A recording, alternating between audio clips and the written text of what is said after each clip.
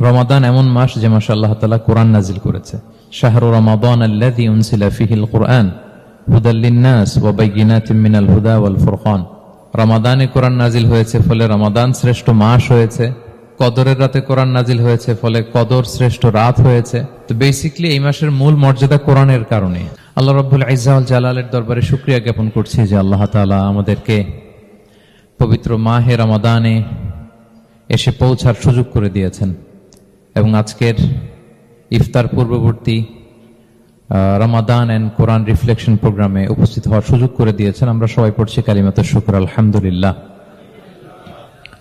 আল্লাহর শুকরিয়া জ্ঞাপনের পাশাপাশি আমি আজকের প্রোগ্রামের অর্গানাইজার বাংলাদেশ মুসলিম কমিউনিটি মালয়েশিয়াকে ধন্যবাদ জানাতে চাই, এরকম চমৎকার একটি রমাদানুল মুবারকে কোরআনিক একটি প্রোগ্রামের আয়োজন করবার জন্য।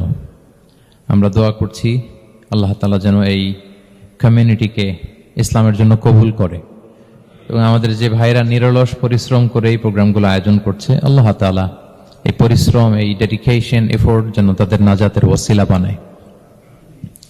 সম্মানিত শুধু আমরা সবাই জানি এই মাসটির এত বরকতের কারণ হচ্ছে এটি কোরআন নাজিলের মাস। শাহরু রমাদান আল্লাযী উনজিলা ফীহিল কুরআন হুদাল লিন-নাস ওয়া বায়্যিনাতিম মিনাল হুদা ওয়াল ফুরকান। রমাদান এমন মাস যে মাসে আল্লাহ তাআলা কোরআন নাজিল করেছে। তো বেসিক্যালি এই মাসের মূল মর্যাদা কোরআনের কারণে। সাইয়েদনা জিবরিল আলাইহিস সালাম কোরআন নিয়ে এসেছেন, উনি শ্রেষ্ঠ ফেরেশতা হয়েছেন। আল্লাহর হাবিব সাল্লাল্লাহু আলাইহি ওয়াসাল্লামের উপর কোরআন নাজিল হয়েছে, ফলে উনি শ্রেষ্ঠ নবী হয়েছেন। রমাদানে কোরআন নাজিল হয়েছে, ফলে রমাদান শ্রেষ্ঠ মাস হয়েছে। কদরের রাতে কোরআন নাজিল হয়েছে, ফলে কদর শ্রেষ্ঠ রাত হয়েছে। আমরাও যারা কোরআনের সাথে সুসম্পর্ক গড়ে তুলব, কোরআনের সাথে অ্যাটাচমেন্ট বাড়াবো, আমাদেরকেও শ্রেষ্ঠত্বের মর্যাদায় আল্লাহ তাআলা আসীন করবেন ইনশাআল্লাহ বিইذنিল্লাহ। তো আজকের প্রোগ্রামের আমার ফার্স্ট এন্ড ফরমোস্ট রিমাইন্ডার হচ্ছে কোরআন নাজিলের মাসে আমরা যেন বেশি বেশি কোরআনের সাথে নিজেদের সম্পর্ককে নবায়ন করি এবং মজবুত করি। কার কিরকম কোরআনের সাথে সম্পর্ক আপনি নিজেই জানেন। প্রতিদিন কত পৃষ্ঠা কোরআন তেলাওয়াত করেন, কোরআনের অর্থ পড়েন, কোরআনের তাফসির পড়েন কিংবা শোনেন, আপনি নিজেই জানেন। সো নিজে নিজে যেন একটু নিজেকে যেন কাঠগড়ায় দাঁড় করাই এবং নিজেকে যেন জিজ্ঞেস করি যে আমার সাথে কোরআনের সম্পর্ক কতটুকু মজবুত। যদি ঘাটতি থাকে, গ্যাপ থাকে, এটা যেন আমরা মেক আপ করি, ফুলফিল করি এই বরকতময় মাসে। আপনারা খেয়াল করে থাকবেন যে শুরুতেই আমি সূরা ওয়াদ-দুহা ওয়াল-লাইলি ইযা সাজার কয়েকটি আয়াত তেলাওয়াত করেছি। তো আজকে আমরা এই সূরাটির সংক্ষিপ্ত তাফসির পেশ করব ইনশাআল্লাহ বিইذنিল্লাহ। যে মজলিসে কোরআনের তাফসির হয়, আল্লাহর কালামের ব্যাখ্যা উপস্থাপন করা হয়, প্রেজেন্টেশন করা হয়, এর চেয়ে শ্রেষ্ঠ মজলিস কি পৃথিবীতে আর হতে পারে? আমরা পৃথিবীর সবচেয়ে শ্রেষ্ঠতম একটি মজলিসে এখন বসে আছি। প্রিয় ভাই এবং বোনেরা, আমরা সূরা দোহার তাফসির শুনবো। এই সূরাটা মুখস্থ আছে না অনেকের? কোরআনের যে সমস্ত সূরা আমাদের অনেকেরই মুখস্থ, তার মধ্যে এটা অন্যতম একটা সূরা। এবং দেখবেন যে ইমাম সাহেবরা প্রায় এই সূরা তেলাওয়াত করে।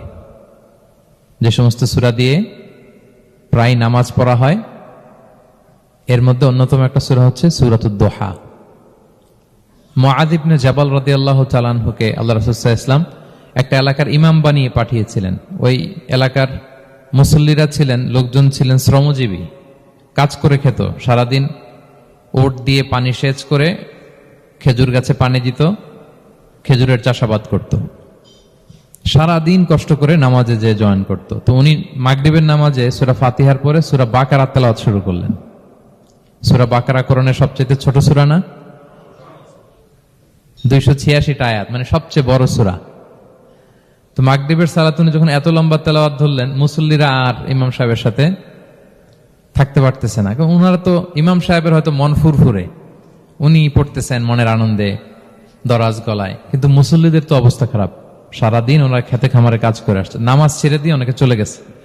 একা একা নামাজ পড়ে যে আল্লাহ রাসূল সাল্লাল্লাহু আলাইহি ওয়াসাল্লামের কাছে যে বিচার দিল যে ইয়া রাসূলুল্লাহ, দেখেন এমন একজন ইমাম আপনি অ্যাসাইন করেছেন আমাদের এলাকায়, মাগরিবের নামাজে উনি সূরা বাকারা পড়ে, আর আমরা হচ্ছে শ্রমজীবী। রাসূল সাল্লাল্লাহু আলাইহি ওয়াসাল্লাম খুব রেগে গেলেন। মুআয ইবনে জাবালকে ডেকে বললেন, হে মুআয, আফাত্তানুন আন, তুমি কি সমাজে ফিতনা ছড়াচ্ছ? তুমি জানো না এরা কারা? তোমার কি সূরা ওয়াদ-দুহা ওয়াল-লাইলি ইযা সাজা মুখস্থ নাই? তোমার কি ওয়াশ-শামসি ওয়া-দুহাহা এটা মুখস্থ নাই? তোমার কি সাব্বিহ ইসমা রাব্বিকাল আ'লা এই সূরাগুলো তোমার জানা নাই? উনি বললেন জানা আছে। তো এগুলো রেখে দিয়ে মাগরিবের নামাজে কেন সূরা বাকারা ধরলা? তোমার মুসল্লিরা তো শ্রমজীবী মুসল্লি। যখন ইমামের দায়িত্ব হচ্ছে পেছনে কারা আছে এটা খেয়াল করা। অনেক সময় ইমাম সাহেব আল্লাহু আকবার বলে যে নামাজ ধরছে, কি হচ্ছে পেছনে আর খোঁজ খবর নাই। আল্লাহর হাবিব সাল্লাল্লাহু আলাইহি ওয়াসাল্লাম কিন্তু এমন ইমাম ছিলেন না, উনি অত্যন্ত বিবেকবোধ সম্পন্ন একজন ইমাম ছিলেন।